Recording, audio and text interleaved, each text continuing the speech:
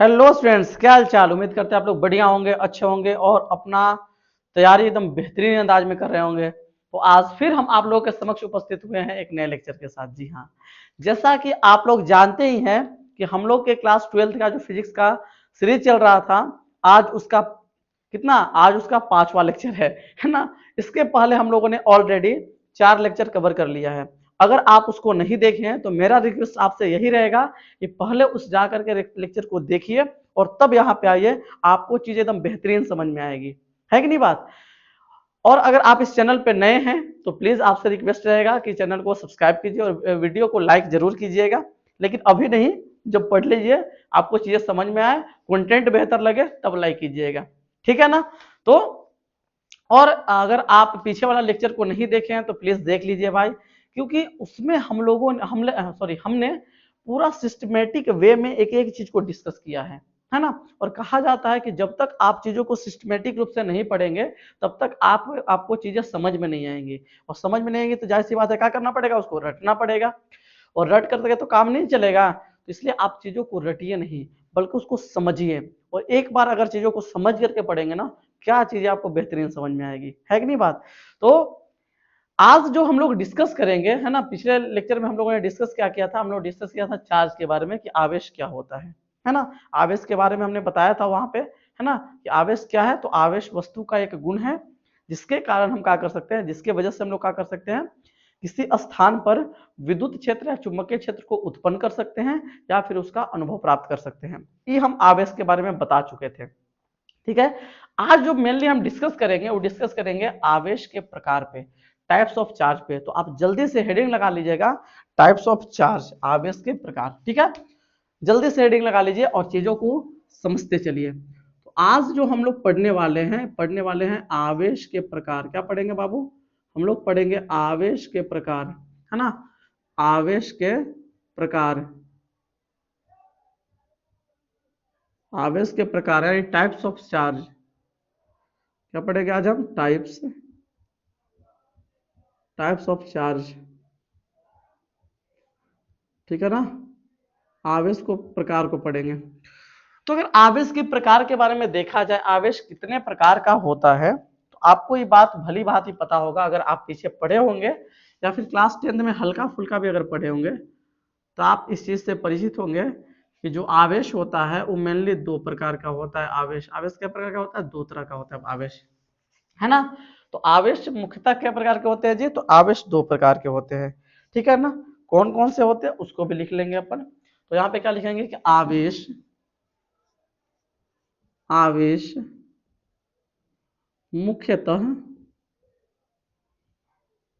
2 प्रकार के होते हैं, 2 प्रकार के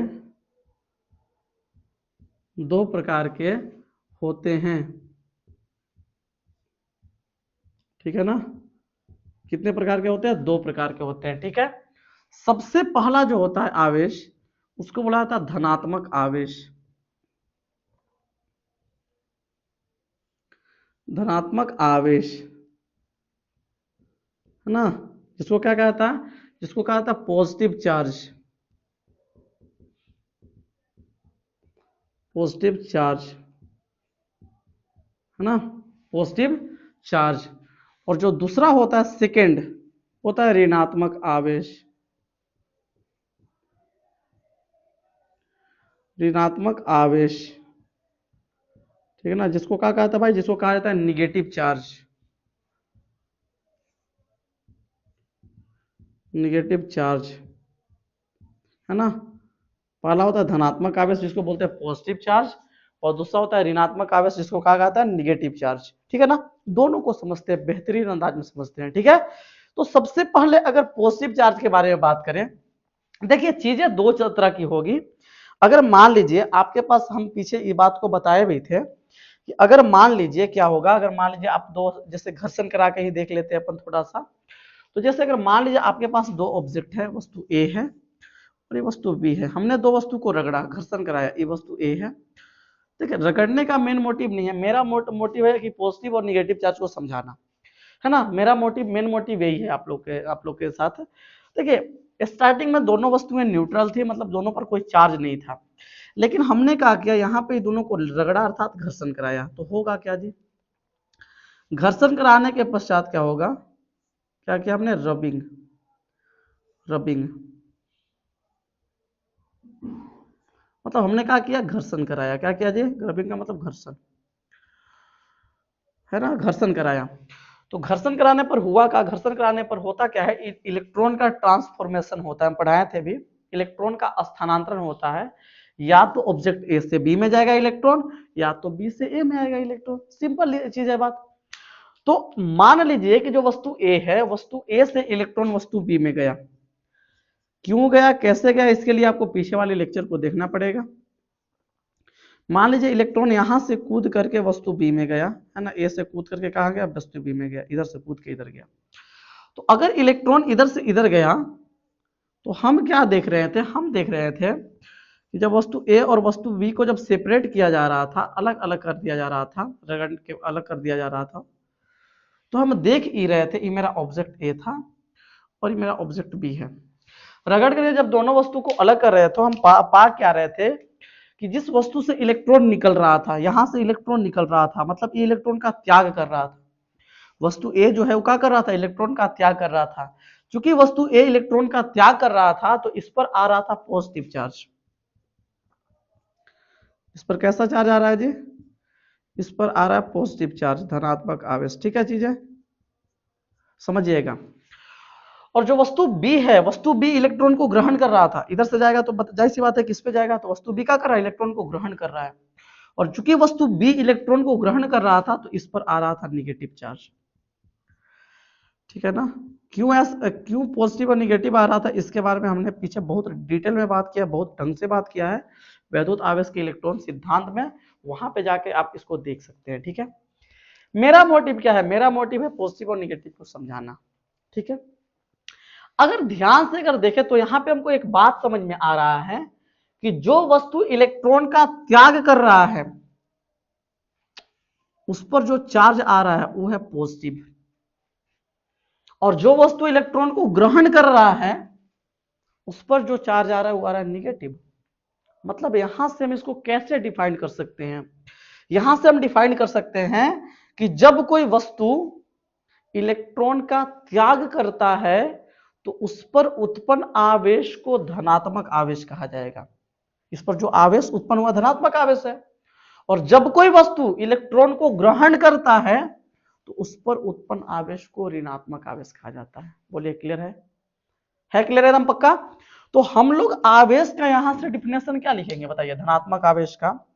तो सबसे पहला धनात्मक आवेश का अगर डिफिनेशन लिखें, क्या लिखेंगे बताइए, है ना, कौन आवेश, धनात्मक आवेश।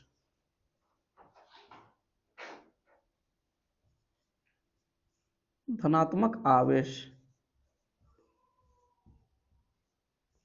पॉजिटिव चार्ज,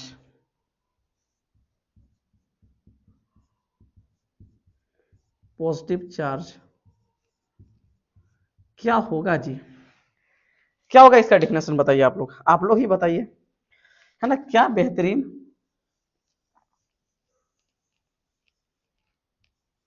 क्या होगा, तो क्या लिखेंगे, जब कोई वस्तु, क्या लिखेंगे, जब कोई वस्तु इलेक्ट्रॉन का त्याग करता है, क्या लिखेंगे, जब कोई वस्तु, जब कोई वस्तु इलेक्ट्रॉन का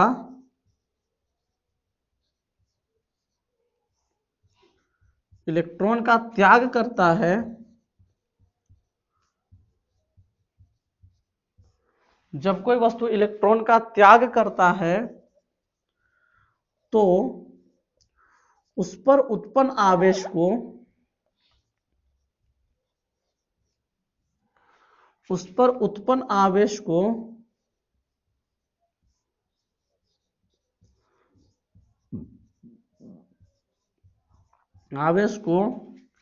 धनात्मक,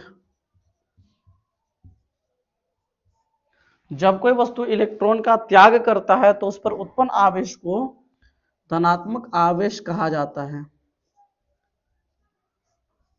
आवेश कहा जाता है। ठीक है जी। कोई भी वस्तु अगर इलेक्ट्रॉन का त्याग करेगा तो उस पर जो चार्ज उत्पन्न होगा उसको बोलेंगे पॉजिटिव चार्ज। ठीक है जी। अच्छा, इसके बारे में अगर बात करें किससे डिनोट करेंगे पॉजिटिव चार्ज को, तो सामान्यतः प्लस क्यू, क्यू के आगे प्लस लगा दिया जाता है। तो यहाँ पे अगर बात करें तो थोड़ा सा अगर अपन लिखें तो यहाँ पे क्या लिखेंगे कि इसे सामान्यतः, इसे सामान्यतः, इसे सामान्यतः किसके द्वारा डिनोट करते हैं जी, तो ऐसे, या तो प्लस क्यू बढ़ का लिख दीजिए या आप प्लस क्यू छोट का लिख दीजिए, कोई फर्क नहीं पड़ेगा। तो इसे प्लस क्यू या प्लस क्यू, है ना, प्लस क्यू या प्लस क्यू द्वारा सूचित किया जाता है ना, द्वारा प्रदर्शित किया जाता है, लिखेंगे द्वारा प्रदर्शित किया जाता है ना, किया जाता है। सिंपल चीज है जी। अच्छा, ठीक है, मतलब इस पर जो चार्ज आया, इस पर पॉजिटिव चार्ज आया तो इस पर प्लस क्यू आएगा, इस पर निगेटिव आया तो इस पर किसे आएगा, माइनस क्यू आएगा, ऐसा कुछ। क्लियर है चीजें। अच्छा, एक बात और समझिएगा, हालांकि बात हम पीछे बताए हैं लेकिन फिर भी इसको बता देते हैं यहाँ पर भी, कि अगर कोई वस्तु धनावेशित हो रहा है, अगर कोई वस्तु पर धनात्मक आवेश उत्पन्न हो रहा है, तो उस कंडीशन में उस वस्तु का द्रव्यमान में कमी होता है। द्रव्यमान में कमी क्यों होता है, कि क्योंकि इलेक्ट्रॉन जब इधर से इधर ट्रांसफर होता है तो इलेक्ट्रॉन के साथ साथ उसका मास भी ट्रांसफर होता है। जब इलेक्ट्रॉन इधर से इधर जाता है तो इलेक्ट्रॉन के साथ साथ मास भी ट्रांसफर होगा उसका, और जब मास ट्रांसफर होगा तो जब इधर से 3 इलेक्ट्रॉन इधर गया तो जाहिर सी बात है इधर 3 इलेक्ट्रॉन का द्रव्यमान घट गया होगा, और चूंकि इधर 3 इलेक्ट्रॉन का द्रव्यमान घटा तो वस्तु ए का द्रव्यमान जो पहले था उसके अपेक्षा थोड़ा सा क्या हो जाएगा, कम हो जाएगा। मानते हैं बहुत कम होगा, कम, लेकिन होगा तो सही। तो यहां से एक बात और समझ में आ रहा है कि जब कोई वस्तु पर धनात्मक आवेश उत्पन्न किया जाता है तो उसका उसके द्रव्यमान में क्या होती है, कमी होती है ना, है ना। जब कोई वस्तु पर या जब किसी वस्तु पर, जब किसी वस्तु पर धनात्मक आवेश, धनात्मक आवेश उत्पन्न होता है, धनात्मक आवेश उत्पन्न होता है, उत्पन्न होता है तो उसके द्रव्यमान में कमी होती है, तो उसके द्रव्यमान में क्या होती है, कमी होती है, कमी होती है।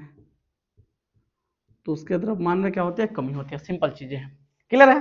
अच्छा, ये था धनात्मक आवेश के बारे में बात। अब दूसरा जो पढ़ेंगे वो पढ़ेंगे कौन आवेश, दूसरा पढ़ेंगे ऋणात्मक आवेश। कौन आवेश पढ़ेंगे, ऋणात्मक, है ना चीजें। तो दूसरा जो अपन डिस्कस करने वाले हैं, बेहतरीन डिस्कस करेंगे अपन, दूसरा जो हम डिस्कस करेंगे उसका नाम है ऋणात्मक आवेश। कौन आवेश, ऋणात्मक, ऋणात्मक आवेश, जिसको इंग्लिश में बोला जाता है निगेटिव चार्ज।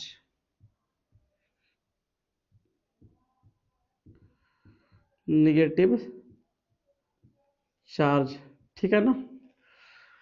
तो निगेटिव चार्ज के बारे में बात किया जाए, क्या होता है निगेटिव चार्ज, ऋणात्मक आवेश क्या होता है, थोड़ा सा इसको अगर समझे हम,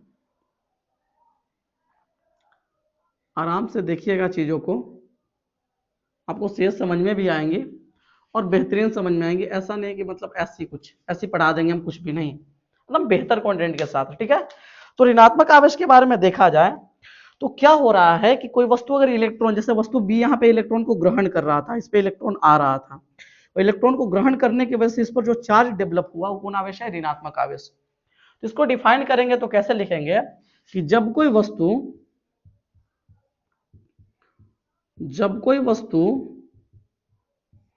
इलेक्ट्रॉन को ग्रहण करता है,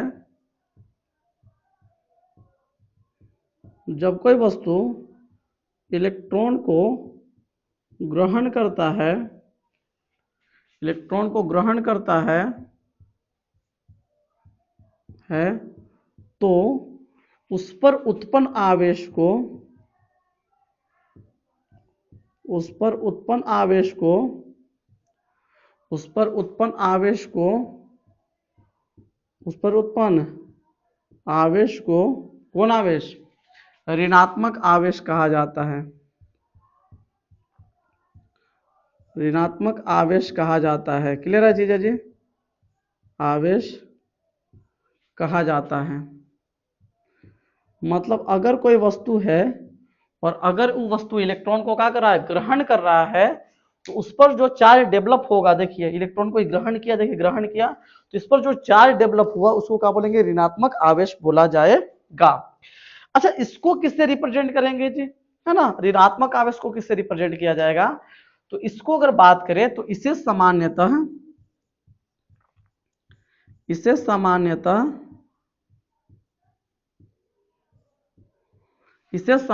किसके द्वारा? Minus Q.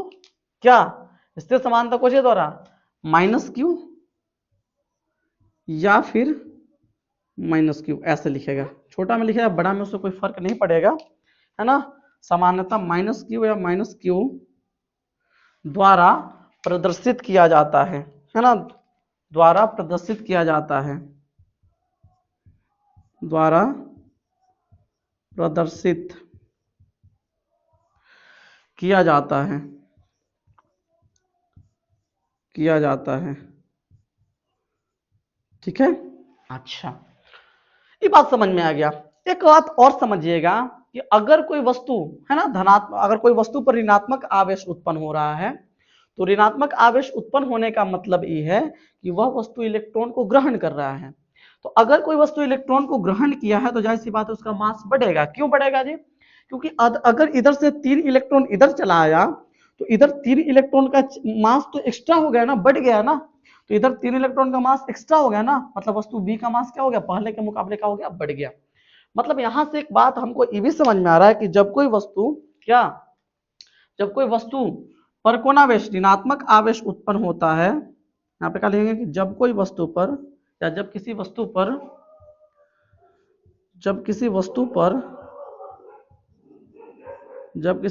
पर कौन आवेश? ऋणात्मक आवेश। जब किसी वस्तु पर ऋणात्मक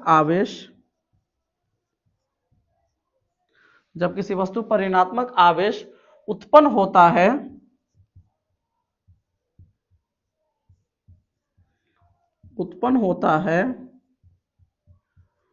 तो उसके द्रव्यमान में वृद्धि होती है। तो उसके द्रव्यमान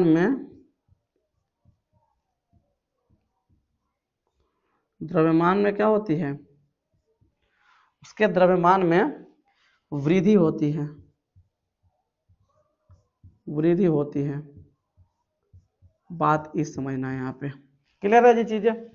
जैसे अगर नोट पॉइंट बना के इस कॉन्सेप्ट को अगर समझाए बेहतरीन अंदाज में, है ना, बेहतरीन अंदाज में अगर समझाए, नोट पॉइंट बना के आराम समझिएगा, है ना।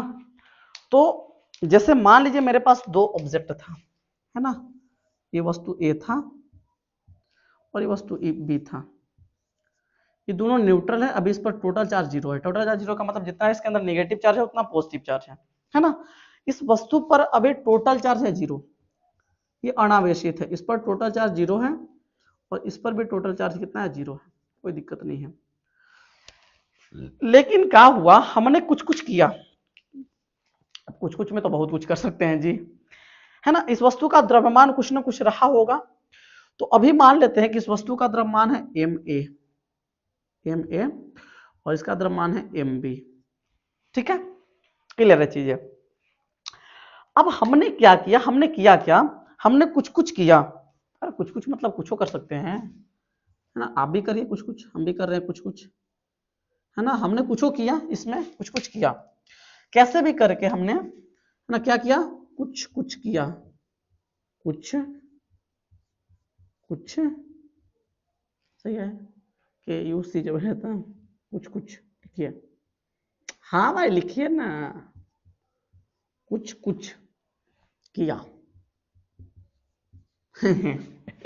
हमने क्या किया? कुछ किया। और कुछ करके हमने क्या किया? इन दोनों पर हमने क्या किया? कैसे भी करके ऑब्जेक्ट ए पर पॉजिटिव चार्ज डेवलप कर दिया। हाँ जी भाई, कुछ कुछ करने से पॉजिटिव आता है। हमने कुछ कुछ कर करके इस पर तो इसको तो कर दिया पॉजिटिव, इसको क्या कर दिया पॉजिटिव कर दिया, जो कि बेचारा पहले न्यूट्रल था, और इसको कुछ कुछ करके हमने निगेटिव कर दिया।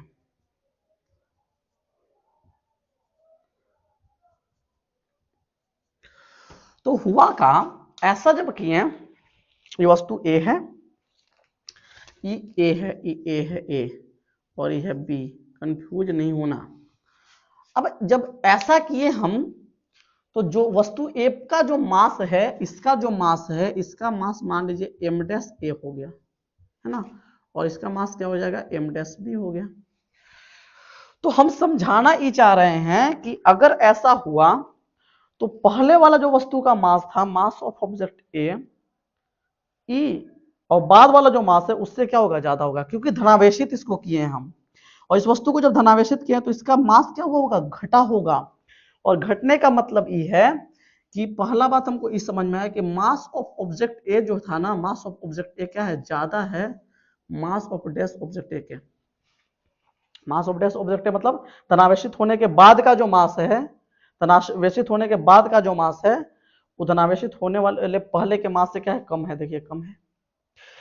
लेकिन दूसरा बात, यही एक बात और नोटिस कर पा रहे होंगे आप लोग कि ऋणावेशित होने पर वस्तु का जो द्रव्यमान है, ऋणावेशित होने पर वस्तु का द्रव्यमान जो है, यानी मास, ऋणावेशित होने पर जो वस्तु का द्रव्यमान है, मास ऑफ ऑब्जेक्ट बी जो है वो कम होगा किससे, मास ऑफ ऑब्जेक्ट बी, मतलब ऋणावेशित होने के बाद का द्रव्यमान जो है, ऋणावेशित होने के बाद का द्रव्यमान ऋणावेशित होने से पहले वाले द्रव्यमान से क्या होगा ज्यादा होगा। हम यही बात समझाना चाह रहे हैं। क्लियर है चीजें? मतलब कोई वस्तु को धनावेशित किए हम तो उसका मास पहले की अपेक्षा घट गया, कम हो गया, और ऋणावेशित किया तो उसका मास क्या हो गया बढ़ गया, ऐसा होता है। क्लियर है चीजें? बहुत बढ़िया। अब बढ़ते हैं आगे।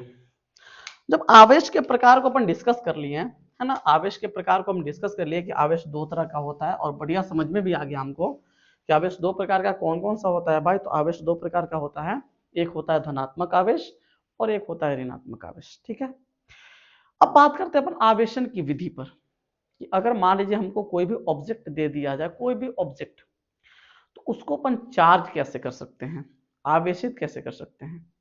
अगर मान लिया आपको दो ऑब्जेक्ट दे दिया जाए और कहे जाए कि आप दोनों को चार्ज करो, तो आप कैसे कैसे उन दोनों वस्तुओं पर उन दोनों वस्तुओं को आवेशित कर सकते हो। और इसके बाद फिर अपन आगे बढ़ेंगे किस पर, आवेशन की विधि के बाद हम लोग बढ़ेंगे कहाँ, अगले टॉपिक पे आगे बढ़ेंगे जहां पे हम लोग डिस्कस करेंगे आवेश के मात्रक को। अभी आवेश के मात्रक को हम डिस्कस नहीं किए हैं, आएंगे उस टॉपिक पे हम। ठीक है, तो अभी जो आप लोग हेडिंग लगाइएगा, आप लोग हेडिंग जो लगाइएगा वो लगाइएगा आवेशन की विधि, कि किसी वस्तु को आप कैसे कैसे चार्ज कर सकते हो, है ना, मेथड्स ऑफ चार्जिंग, है ना। क्या लिखेंगे अपन, आवेशन की विधियां, आवेशन की विधियां,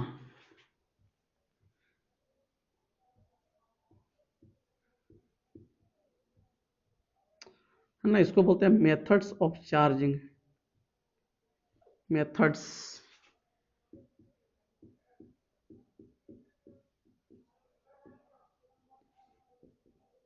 methods of charging, methods of charging, आवेशन की विधियां। कौन सी विधियां हैं भाई आवेशन की,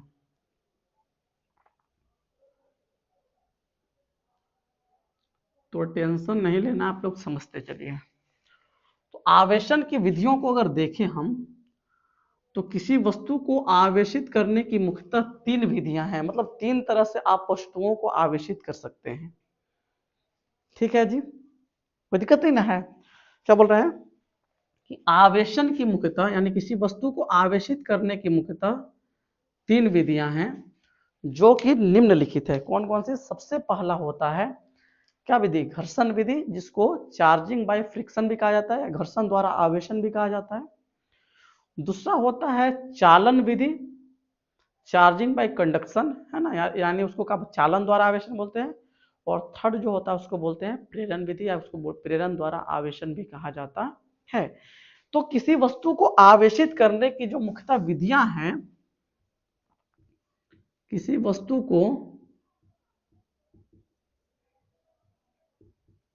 वस्तु को आवेशित करने की मुख्यतः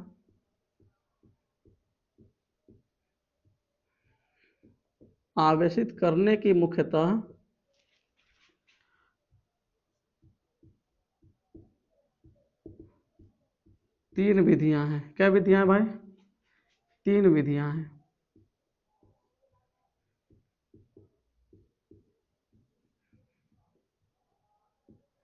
किसी वस्तु को आवेशित करने की मुख्यतः तीन विधियां हैं। कौन कौन सी तीन विधियां हैं भाई? तो जो सबसे पहली विधि है, सबसे प्रथम विधि है, उसको बोलते हैं भाई घर्षण विधि,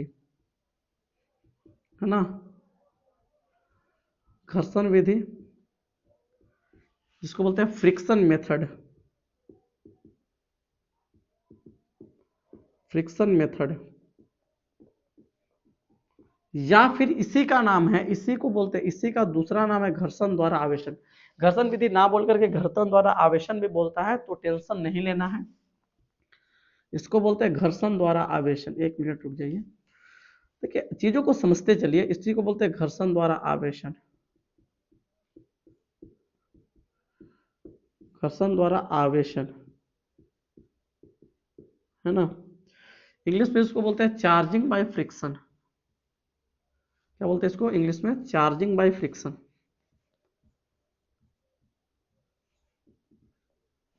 चार्जिंग बाय फ्रिक्शन। तो ये पहली विधि है। चाहे घर्षण विधि बोले तब भी ठीक, या फिर घर्षण द्वारा आवेशन बोले तब भी ठीक, दोनों सेम ही है, एक ही माया के दोनों नाम है ना। सेकंड क्या बोलेगा? सेकंड जो होता है वो होता है चालन विधि। चालन विधि, जिसको बोलते हैं कंडक्शन मेथड। कंडक्शन मेथड, है ना। या फिर इसी को बोलते हैं बुआ चालन द्वारा आवेशन। चालन द्वारा आवेशन, चालन द्वारा आवेशन, है ना। Charging by conduction,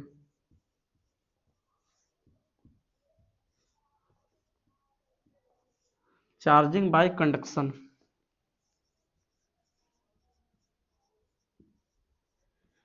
charging by conduction, ठीक है। और जो तीसरा विधि है, मस्ट इंपोर्टेंट, मस्ट इंपोर्टेंट का इंपोर्टेंट तो तीनों ही है। तीसरा विधि का नाम है प्रेरण विधि, इंडक्शन मेथड। कौन विधि? प्रेरण विधि। यहाँ दोनों नाम लिख रहे हैं, लेकिन वहां पे नहीं लिखेंगे, जब पढ़ाएंगे जब समझ जाइएगा आप लोग। प्रेरण विधि, इंडक्शन मेथड, इंडक्शन मेथड, या इसी को कहा जाता है प्रेरण द्वारा आवेशन।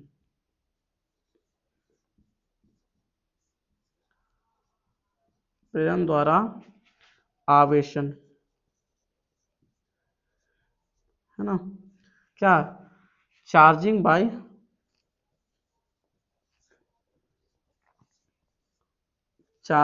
इंडक्शन।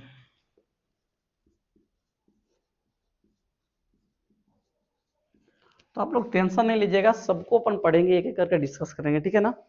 तो किसी वस्तु को आवेशित करने की मेनली ये तीन विधियां हैं। इन तीन विधियों के द्वारा कोई वस्तु को क्या किया जा सकता है? आवेशित किया जा सकता है, ठीक है। अच्छा तो अभी जो हम लोग पढ़ेंगे, सबसे फर्स्ट मेथड पढ़ेंगे, उसका नाम है घर्षण विधि। कौन विधि को डिस्कस करेंगे? घर्षण विधि को डिस्कस करेंगे। क्लियर है चीजें जी? तो चलते हैं, डिस्कस करते हैं घर्षण विधि पे, ठीक है ना। तो अगर घर्षण विधि को डिस्कस करें अपन, इसको मिटा देते हैं, इधर देख लीजिएगा, है ना। सबसे पहले जो जो विधि है उसको अगर डिस्कस करें, क्या होता है, समझते हैं चीजों को। और अच्छी चीजें हैं, मतलब आसानी से समझ में भी आ जाएगी, कोई दिक्कत नहीं होगा आप लोगों को समझने में, थोड़ा सा भी। बस आप लोग ढंग से समझिए चीजों को, आपको कोई परेशानी नहीं होगी, ठीक है।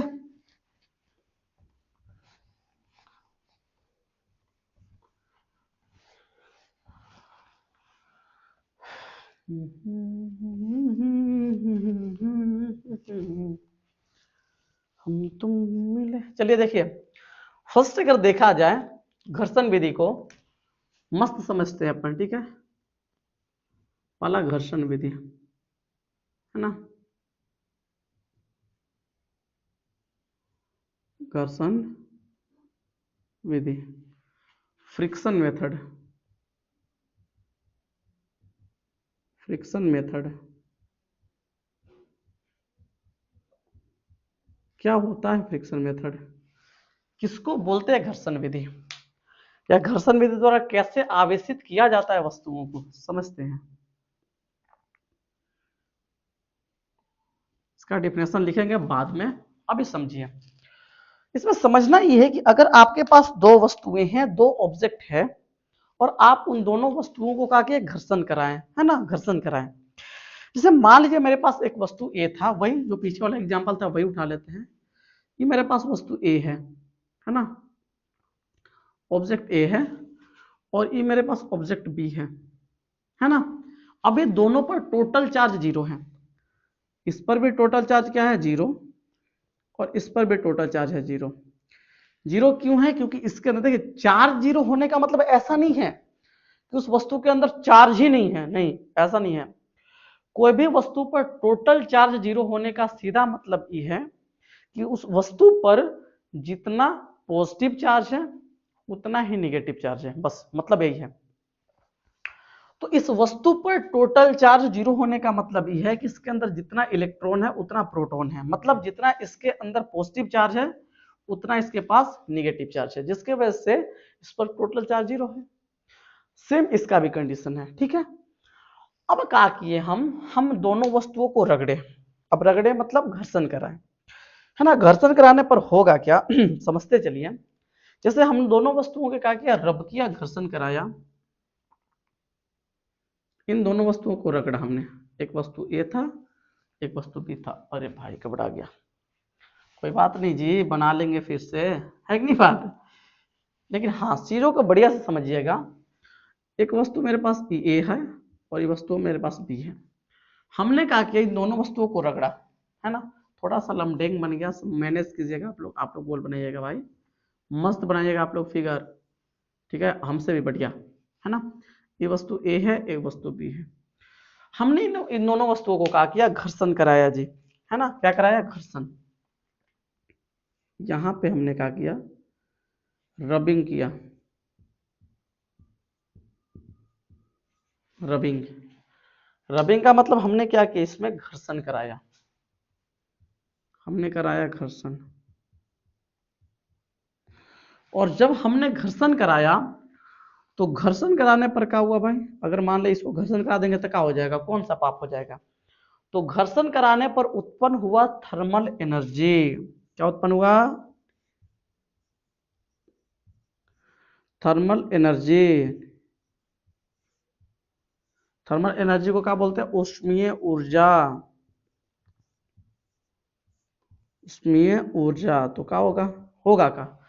अब वैसे भी आप लोग देखे होंगे, अगर मान लीजिए आपके पास दो ऑब्जेक्ट है, कोई भी दो ऑब्जेक्ट है, उन दोनों ऑब्जेक्ट को आप अगर रगड़िए, गुरु, है ना, रगड़िएगा तो आप पाएंगे कि कुछ समय पश्चात क्या होगा, हीट उत्पन्न हो जाता है वहां पे, है कि नहीं बात। आप लोग अपने हाथ को ही रगड़िए ना, आप लोग पाएंगे कि आपका हाथ गर्म हो गया, हुआ है नहीं हुआ है। बस वही यहाँ पे हुआ, जब इन दोनों ऑब्जेक्ट को आपस में रगड़ा गया तो रगड़ने पर क्या हुआ जी, तो थर्मल एनर्जी उत्पन्न हुआ, उष्मीय ऊर्जा उत्पन्न हुआ। अभी बताइए उष्मीय ऊर्जा क्या होगा, तो इस उष्मीय ऊर्जा को ग्रहण कर लेगा, कौन ग्रहण करेगा भाई, तो इलेक्ट्रॉन। इस उष्मीय ऊर्जा को क्या कर लेगा, ग्रहण कर लेगा, कौन ग्रहण कर लेगा, इलेक्ट्रॉन। और जैसे इलेक्ट्रॉन ग्रहण करेगा तो इलेक्ट्रॉन को होगा बर्दाश्त नहीं, क्योंकि इलेक्ट्रॉन बेचारा पूछे जाके तो ये है, थोड़ा सा एनर्जी मिलता है कि फड़फड़ाने लगता है। तो होगा यही कि जैसे ही थर्मल एनर्जी को इलेक्ट्रॉन ग्रहण करेगा तो इलेक्ट्रॉन या तो इस ऑब्जेक्ट से इस ऑब्जेक्ट में या फिर इस ऑब्जेक्ट से इस ऑब्जेक्ट में ट्रांसफर होगा। डिपेंड करता है कि कौन सा मटेरियल ज्यादा इलेक्ट्रोपॉजिटिव और कौन सा मटेरियल ज्यादा इलेक्ट्रोनेगेटिव, हम उतना डिटेल में बात नहीं करने वाले हैं। सिंपल आप इतना जान लीजिए कि अगर जैसे ही उस उष्मीय ऊर्जा को इलेक्ट्रॉन ग्रहण करेगा तो इलेक्ट्रॉन या तो इधर से इधर जाएगा या इधर से इधर जाएगा। जैसे मान लीजिए इधर से इलेक्ट्रॉन का हुआ, इधर कुछ इलेक्ट्रॉन थे, इसने क्या हुआ, इधर वाला इलेक्ट्रॉन इधर चला गया, कूद गया बी में। जैसे इलेक्ट्रॉन इधर से इधर कूदेगा तो होगा क्या, होगा कुछ ऐसा, आराम से समझिएगा। जैसे इलेक्ट्रॉन इधर से इधर कूदेगा तो कूदने पर क्या होगा, कूदने पर होगा ऐसा कुछ, जब दोनों वस्तुओं को सेपरेट करेंगे, ये मेरे पास वस्तु ए था और ये मेरे पास वस्तु बी है ना, इन दोनों वस्तुओं को जैसे ही सेपरेट किया जाएगा, ये वस्तु ए है और ये वस्तु बी है, जैसे दोनों को सेपरेट करेंगे तो क्या होगा, चूंकि इसमें से इलेक्ट्रॉन इसमें गया, मतलब इलेक्ट्रॉन का त्याग किया, वस्तु ए जो है वो क्या हुआ, इलेक्ट्रॉन का त्याग किया, और चूंकि वस्तु ए इलेक्ट्रॉन का त्याग किया, इसलिए इस पर आ जाएगा पॉजिटिव चार्ज। ठीक है, समझ में आ रहा है चीजें। और चूंकि इसको ग्रहण किया है तो इस पर आ जाएगा निगेटिव चार्ज।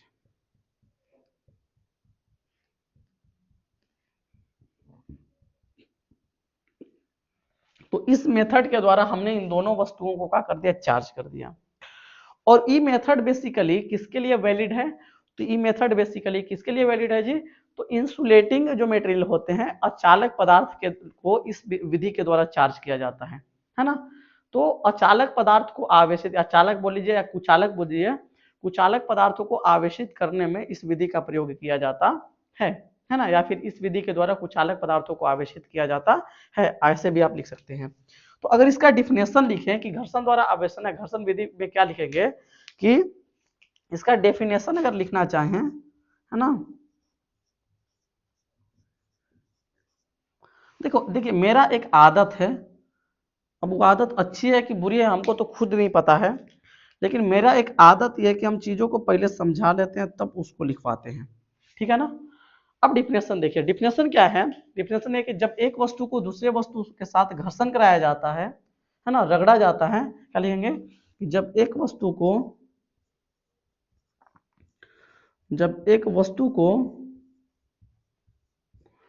दूसरे वस्तु के साथ रगड़ा जाता है,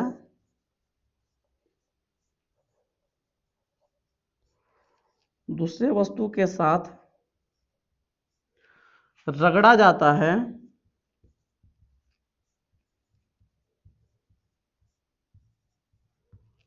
जब एक वस्तु को दूसरे वस्तु के साथ रगड़ा जाता है अर्थात घर्षण कराया जाता है, अर्थात घर्षण कराया जाता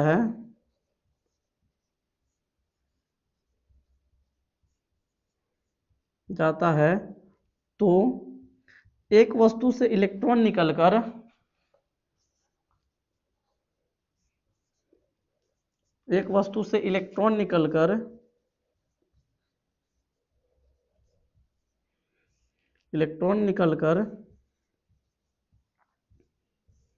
दूसरे वस्तु में चला जाता है, दूसरे वस्तु में चला जाता है ना, दूसरे वस्तु में चला जाता है ना।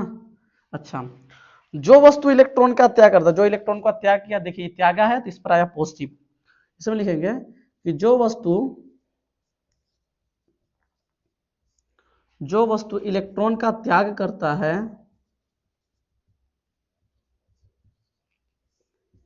इलेक्ट्रॉन का त्याग करता है, जो वस्तु इलेक्ट्रॉन का त्याग करता है उस पर धनात्मक आवेश, उस पर धनात्मक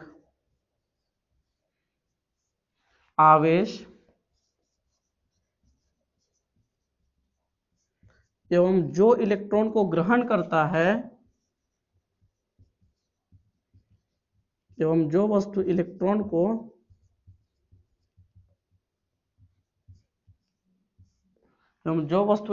को ग्रहण करता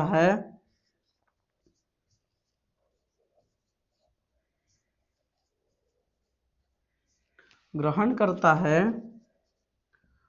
उस पर ऋणात्मक आवेश,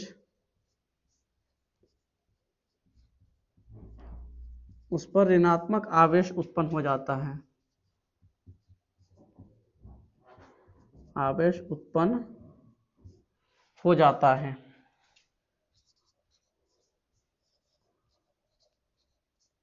क्लियर है चीजें? तो ये बात है। तो आवेशन की इस विधि को हो जाता है, तो आवेशन की इस विधि को, आवेशन की इस विधि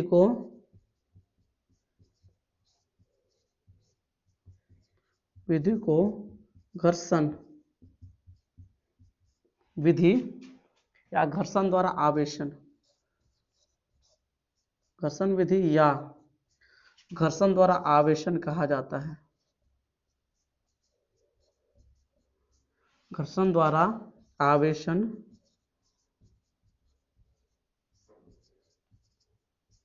कहा जाता है। ठीक है, आपको चीजें क्लियर हो गई होगी घर्षण द्वारा आवेशन की। ठीक है, अच्छा कुछ कुछ चीजें और है जो हमको पता होनी चाहिए, है ना? इतना बात तो हमको समझ में आ गया, है ना? कुछ चीजें और है जो हमको पता होनी चाहिए, है ना? हालांकि कुछ चीज हम डिस्कस कर लिए हैं आगे, उसको दोबारा लिखने का फिर कोई मतलब है नहीं, लेकिन जो चीजें छूट गई है उसको हम बता देते हैं यहाँ पे। ठीक है, आराम समझिएगा। अब एक बात बताइए, जो इलेक्ट्रॉन का त्याग कर रहा है, जो वस्तु इलेक्ट्रॉन का त्याग कर रहा है, जिससे त्याग किया तो इस पर पॉजिटिव आया, और जो इलेक्ट्रॉन को ग्रहण करेगा उस पर निगेटिव आया, ये तो पता है। और साथ साथ हमने यहाँ पे ये भी बात बता दिया कि जो इलेक्ट्रॉन का त्याग करेगा उसका द्रव्यमान कम होगा, घटेगा, और जो इलेक्ट्रॉन को ग्रहण करेगा उसका द्रव्यमान बढ़ेगा। मतलब धनावेशित होने पर उसका द्रव्यमान घटेगा और ऋणावेशित होने पर उसका द्रव्यमान बढ़ेगा, ये तो बता दिए हम, है ना? एक बात और याद रखिएगा कि जब घर्षण द्वारा जो उत्पन्न आवेशन, मतलब घर्षण द्वारा जब कोई वस्तु को आवेशित किया जाता है तो उस कंडीशन में धनात्मक और ऋणात्मक आवेश दोनों साथ साथ उत्पन्न होते हैं। देखिए, क्योंकि अगर हम मान लीजिए दो वस्तु को रगड़ेंगे तो एक वस्तु इलेक्ट्रॉन का त्याग करेगा, मतलब एक में से इलेक्ट्रॉन निकल के दूसरा में जाएगा, तो जो त्याग करेगा वो तो पॉजिटिव हो जाएगा और जो ग्रहण करेगा वो निगेटिव हो जाएगा। तो दोनों को रगड़ेंगे तो एक पर होगा पॉजिटिव, दूसरा पर होगा निगेटिव। देखिए जैसा कि यहाँ पे हो रहा है, तो हम समझाना ही जा रहे हैं कि इस विधि में, मतलब घर्षण विधि में जो होता है ना, धनात्मक एवं ऋणात्मक आवेश दोनों साथ साथ उत्पन्न होते हैं। तो यहाँ पे लिखेंगे कि इस विधि में, है ना, यहाँ पे लिख देंगे क्या, नोटिस दैट, आप चीजों को नोटिस करिए, है ना? पहला बात क्या नोटिस करवा रहे हैं अपन कि इस विधि में, पहला बात ये नोटिस करवा रहे हैं कि इस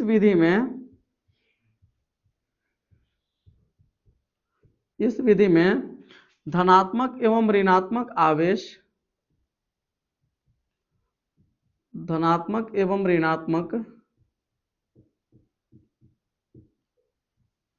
ऋणात्मक आवेश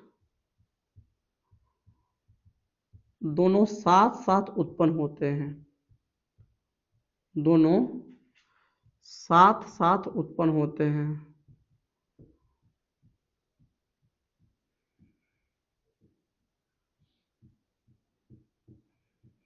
उत्पन्न होते हैं। पहला बात। दूसरा बात यहाँ पे ये नोटिस करना है कि जब दोनों आवेश साथ साथ उत्पन्न होगा तो जाहिर सी बात है क्या होगा कि एक वस्तु जितना इलेक्ट्रॉन का त्याग करेगा दूसरा उतना इलेक्ट्रॉन को ग्रहण करेगा, जिसके वजह से एक पर जितना पॉजिटिव चार्ज आएगा दूसरे पर उतना निगेटिव आएगा। जैसे अगर मान लीजिए हम एक एग्जांपल के लिए बताएं, अगर इस पर प्लस प्लस क्या कूलम का, प्लस 1 कूलम का चार्ज आया तो इस पर कितना का आएगा, -1 कूलम का चार्ज आएगा। क्यों? क्योंकि जितना ही वस्तु, जितना ही इलेक्ट्रॉन को त्यागा है उतना ही तो ग्रहण कर लिया है, तो जितना इस पर पॉजिटिव आएगा उतना ही इस पर निगेटिव आएगा।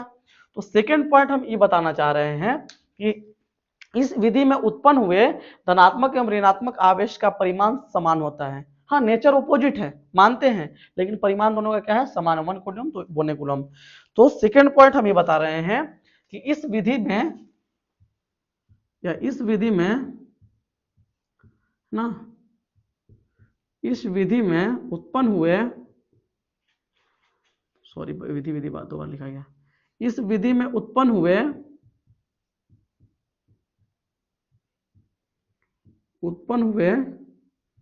धनात्मक एवं ऋणात्मक आवेश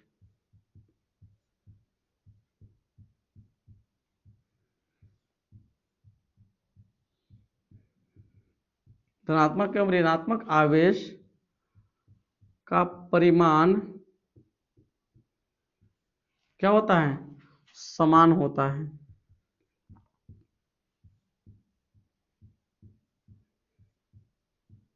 है ना। इस विधि में उत्पन्न हुए धनात्मक और ऋणात्मक आवेश का परिमाण क्या होगा, समान, दोनों का परिमाण सेम होगा। ठीक है जी, एक पर जितना पॉजिटिव चार्ज आएगा दूसरा वस्तु पर उतना निगेटिव चार्ज आएगा। ठीक है, एक बात और यहाँ पे नोट पॉइंट बना के आपको याद रखना है चीजें। क्या याद रखना है कि जो ये विधि होता है, इस विधि के द्वारा कौन सी वस्तुओं को आवेशित किया जाता है, वो तो अचालक या कुचालक पदार्थ को आवेशित किया जाता है ना। है ना, इस विधि मतलब जो घर्षण विधि है, ये विधि किसमें लगाया जाता है, तो जो कुचालक पदार्थ होते हैं, जो नॉन कंडक्टिव मटेरियल होते हैं, उसमें इस विधि का प्रयोग किया जाता है। तो क्या लिखेंगे, इस विधि के द्वारा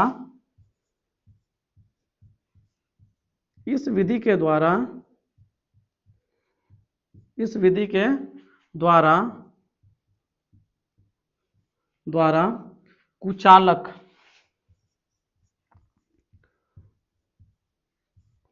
या अचालक पदार्थों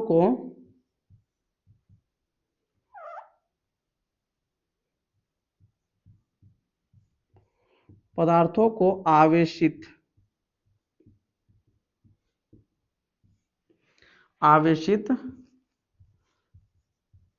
किया जाता है। ठीक है ना, तो इस विधि के द्वारा कौन पदार्थ को आवेशित करते हैं जी, तो जो पदार्थ कुचालक होता है, नॉन कंडक्टिव मटेरियल जो होता है ना, या फिर जो पदार्थ क्या होता है, अचालक होता है, उसको अपन इस विधि से क्या करते हैं, आवेशित करते हैं। क्लियर है चीजें जी। तो उम्मीद करते हैं आप लोगों को चीजें समझ में आई होगी, है ना। हमने जितना, देखिए, जितना हमसे हो सकता है हम चीजों को उतना बेस्ट पढ़ाने का प्रयास करेंगे, उतना बेहतर कंटेंट प्रोवाइड करने का प्रयास करेंगे। आप लोग का सिर्फ और सिर्फ काम इतना है कि अगर आपको कंटेंट समझ में आ रहा है तो वीडियो को लाइक करना है, चैनल को सब्सक्राइब करना है, और जितना ज्यादा हो सके उतना दोस्तों तक, उतना स्टूडेंट तक इस वीडियो को पहुंचाना है ना, ताकि चैनल का सपोर्ट हो। ठीक है, बस आपसे इतना ही निवेदन है। आप लोग जैसे जैसे इस चैनल का सपोर्ट करेंगे, जितना ज्यादा सपोर्ट करेंगे उतना ज्यादा मेरा मोटिवेशन बढ़ेगा और उतना बेहतर आपको कंटेंट प्रोवाइड करेंगे अपन। ठीक है, तो मिलते हैं आपसे अगले लेक्चर में। आज के लिए इतना ही। हाँ, और एक बार फीडबैक जरूर दीजिएगा कमेंट बॉक्स में कि आपको वीडियो कैसा लगा, क्लास कैसी रही, है ना, और कुछ इंप्रूवमेंट का भी गुंजाइश हो तो आप प्लीज कमेंट बॉक्स में जरूर बताइएगा। हम नेक्स्ट लेक्चर में उसको दूर करने का प्रयास करेंगे। तो मिलते हैं आपसे अगले लेक्चर में। आज के लिए इतना ही। गुड बाय, जय Hind, best of luck, thank you.